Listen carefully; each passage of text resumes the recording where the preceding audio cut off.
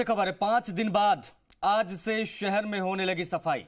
देखिए, सड़कों पर सफाई के साथ कचरा संग्रहण होने लगा है। एक अच्छी खबर है। हालांकि 5 दिन के कचरे को समेटने में वक्त लग रहा है।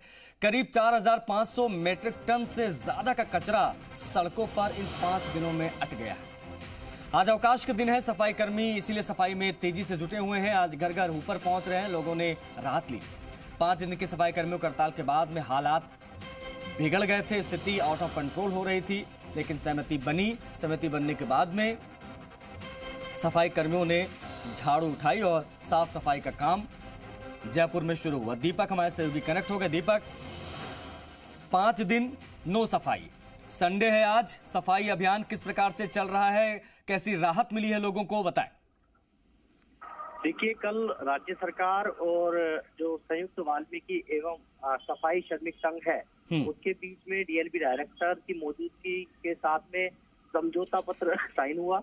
आचार संहिता कल दोपहर 3 बजे लगी। दोपहर में ये कह सकते हैं समझौता पत्र है, दोनों के बीच में जो वार्ता हुई उसका जो सहमति पत्र है, समझौता पत्र है, वो साइन हुआ। और उसके बाद में जो सफाई कर्मचारी हैं, जो करीब 8000 के से ज्यादा जो जयपुर में सफाई कर्मचारी हैं, उन्होंने अपनी हड़ताल को वहीं खत्म करने का ऐलान किया और साथ में काम पर लौटने का भी सफाई कर्मचारियों को उसी मन से ऐलान किया। देखिए, आज हालांकि संडे का दिन है। संडे के दिन अमूमन ऐसा देखा जाता है कि सफाई कर्मचारी छुट्टी पर रहते हैं, लेकिन आज डोर टू डोर कचरा संग्रहण के लिए ऊपर ही पहुंच रहे हैं। और जो मैं तस्वीरें अभी सड़कों पर देख रहा हूँ कि मैं जिस रास्ते से हम गुजरते थे वहां कहीं ना कहीं गली के पॉइंट या मुख्य सड़कों पर कचरा नजर आता था, लेकिन देखिए करीब 4700 मैट्रिक टन कचरा सड़कों पर 5 दिन में जमा है।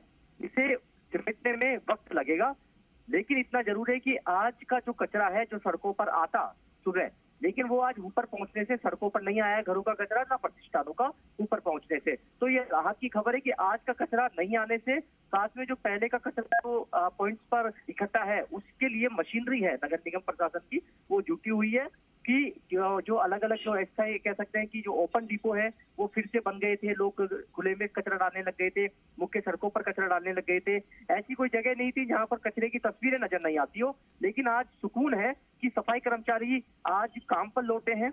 सफाई कर्मचारी आज सड़कों पर सफाई कर रहे हैं, ऊपर पहुंच रहे हैं। तो जाहिर सी बात है 2 से 3 दिन का वक्त लगेगा इस सफाई व्यवस्था को जो बेपटरी थी उसे पटरी पर आने के लिए, क्योंकि जो 4700 मैट्रिक टन कचरा है वो एक दिन में नहीं उठ सकता है।